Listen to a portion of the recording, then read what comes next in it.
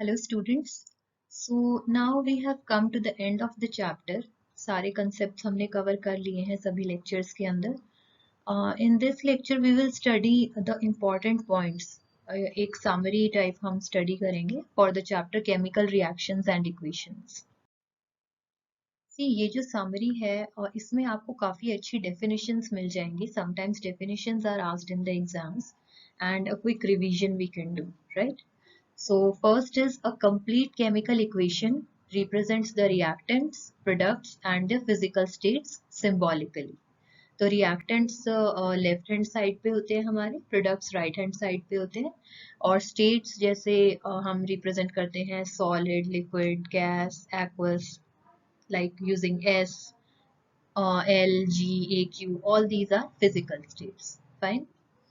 Second point says a chemical equation is balanced so that the numbers of atoms of each type involved in a chemical reaction are the same on the reactant and product sides of the equation.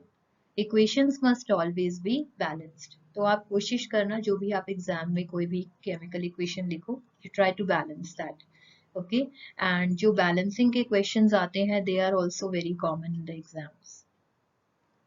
Next is in a combination reaction, two or more substances combine to form a new single substance. Okay, so कई बार जैसे combination reaction की definition आ जाती है, तो ये आप definition लिखिए, give an example also. It's always good to provide examples while writing your answers, right?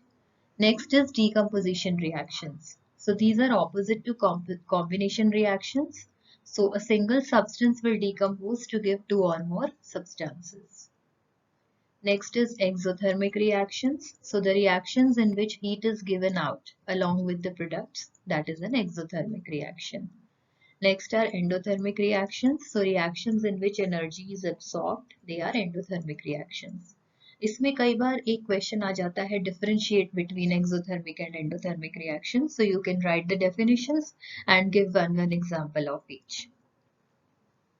Next is displacement reaction. So it occurs when an element displaces another element from its compound. Double displacement reactions, two different atoms or groups of atoms, that is ions, are exchanged. Next are precipitation reactions. They produce insoluble salts which are not soluble. Alright. Next is reactions also involve the gain or loss of oxygen or hydrogen by substances. So oxidation is basically the gain of oxygen or loss of hydrogen. Both definitions are applicable. And reduction is the loss of oxygen or gain of hydrogen. So all these definitions are really important ones. Thank you so much. So please watch all the videos, go through all the concepts, practice them. And again, if you have any doubts, you can post in the comment section. I'll just reply to them. Thank you.